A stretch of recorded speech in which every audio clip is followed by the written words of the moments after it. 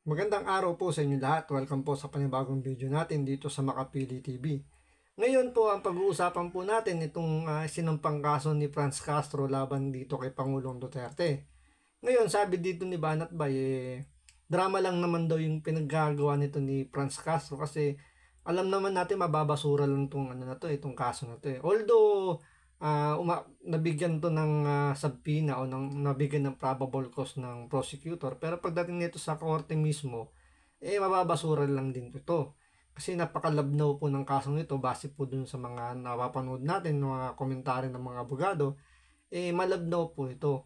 So kaya siguro nasabi ni Banat Bay na drama lang naman itong pagpapaharap ni Franz Castro dito kay Pangulong Duterte sa korte. So, umpisahan po natin ng topic na to. Pero bago po ang lahat, baka pwedeng makalambing naman sa inyo, pakipindot naman yung subscribe button kung hindi pa kayo nakasubscribe sa channel na to.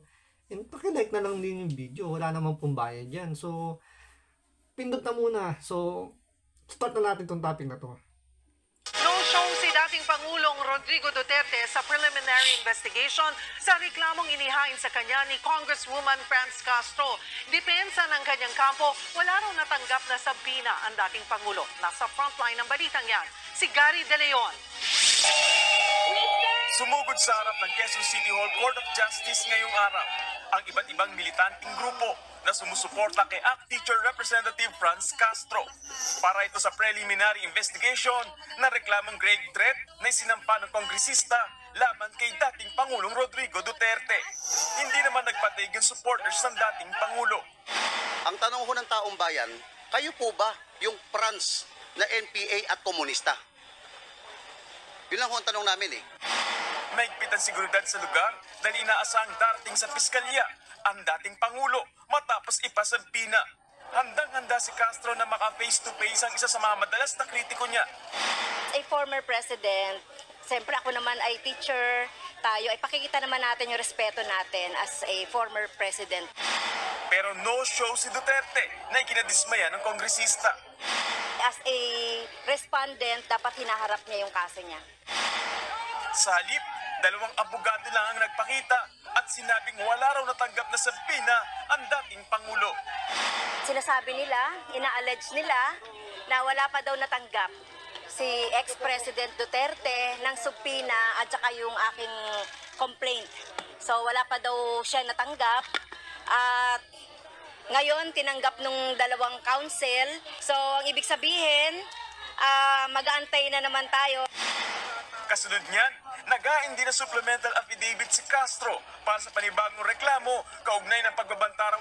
Ito si Castro, feeling ko kursunada lang niya si Duterte. Gusto niya makita no? Hindi, sa totoo lang, feeling ko kursunada.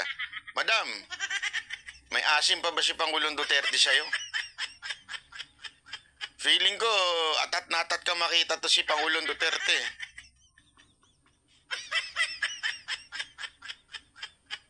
Crush niya no? Sa tingin ko crush niya, walang biro. Crush kaya nito ni Madam si Pangulong Duterte? Hindi kasi alam niya kung bakit Alam naman niya siguro sa dami ng kasong ikinahaharap niya. Di may mga kaso siya? Pag preliminary investigation, hindi kailangan humarap ang yung iniimbestigahan. Okay Hindi ho kailangan humarap po yun. Pwede ho abogado niya at pwede hong manumpa sa ibang lugar ng prosecutor yung para sa salaysay. Di ba Pwede ho yun. Hindi kailangan mismo dyan. Yung ginagawa ninyo, drama lang yan eh. Tandaan po ninyo, si Pangulong Duterte po, dating prosecutor. So alam po niya kung ano yung galawan pagdating dyan sa korte, kung paano mga gagawin dyan. So dito pinalalabas lang kasi dito nila Franz Castro, parang dinidiktahan nila dapat umattend ka, harapin mo yung mga reklamong sinampa namin sa iyo dahil siguro publicity, dahil kailangan na uli ng publicity dahil magkakaroon ulit tayo ng eleksyon. So parang kumukuha na kagad sila ng simpatya. Ngayon, kung sakali naman kasing sabi nga ni Banat ba, hindi naman kailangan umatin ni Pangulong Duterte. Abogado lang okay na At kailangan naman, kahit naman saan siya manumpa, ayos lang So bakit kailangan pang i-media yung gantong klaseng balita na wala namang, alam naman nilang walang pupuntahan yung ikinaso nito. Dahil nga, kahit na sinabi nga ni Badbay, marami namang kinakaharap ang kaso yun. So, hindi talaga obligadong humarap sa korte si Pangulong Duterte. Pero ini-insist talaga nila na kailan umaten.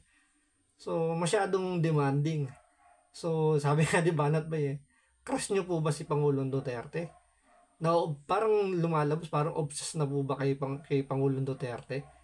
Kay Pangulong Duterte, mga ano lang, yung mga bira-bira lang ginagawa niya, pero tumatagos talaga sa sa pagkatao ng mga binibira niya. Ganyang kalupit ang Pangulong Duterte. At alam mo yan, sa dami ng kaso ng grupo ninyong kinaharap, hindi naman lagi kayo humaharap eh. Minsan yung abogado lang. Huwag ko tayong tatanga-tanga. Eh, bakit niyo pinaparap si Pangulong Duterte dyan? Crush nyo? Di ba? Tingnan niyo yung punto ni Banat Bay. Ito nga sila Franz Castro na, ang dami rin kinakaharap din na kaso. Ang umaatin lang, abogado nila, hindi naman sila. Tapos dito, i-obligay nila si Pangulong Duterte na humarap. Diba? Masyado namang hindi mo alam kung kahipokrituhan ba o masyadong demanding na kailangan si Pangulong Duterte mismo ang umaten dyan. Tandaan ninyo, si Pangulong Duterte alam niya yung galawan dyan. So, wala namang nilabag na procedure dyan si Pangulong Duterte. Kung meron man, di sana sampahan nyo rin ang kaso o ireklamo nyo sa korte na sabihin nyo bakit di siya umaten. Diba?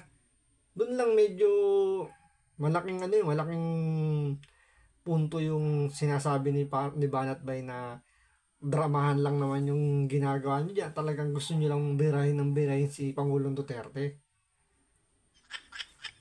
Yun ang tanong mo dyan eh. Bakit ho ba nyo pinapaharap dyan si Pangulong Duterte? Crush na crush nyo ho ba talaga? Ang bihira kayo.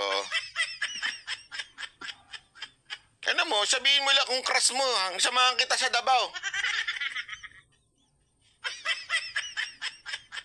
Doon tayo sa Davao, punta tayo doon. Ulit ni Duterte sa kanyang TV program noong November 16.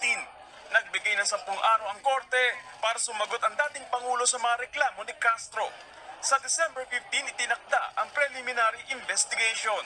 Nagbabalita mula sa Frontline, Gary De Leon, News 5. Tsaka ano yung ngayon? Totoo ba yung parang ang dating inaamin ninyo kayo yung NPA? Diba? Kasi sabi ng Tulad nun, wala namang binanggit na At tandaan nyo yung sinampang kaso, death threat din grave threat o death threat. Wala namang binanggit na pangalan. Kumbaga hindi specific na tao yung binanggit ni Pangulong Duterte. Pangalan lang yung binanggit niya. Franz lang.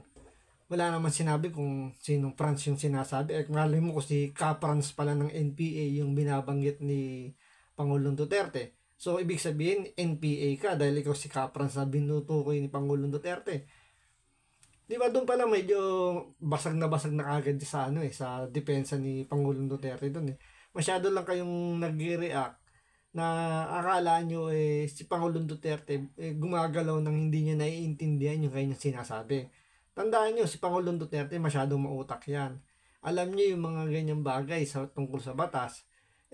Kung libelous ba yan or kung hindi niya malulustan, alam po niya yan. Abogado po si Pangulong Duterte, dating prosecutor at Pangulong Presidente ng Pilipinas. Sa tingin niyo, hindi niya alam na hindi siya, kumbaga parang gagalaw siya ng ikasasama niya o ikahuhulog niya. I don't think so. So, dito talagang magandang ginawa ni Pangulong Duterte. Mas nauhubaran yung pagkatao ng mga NPA na to. Mas nakikita kung ano talaga yung kulay nila. France lang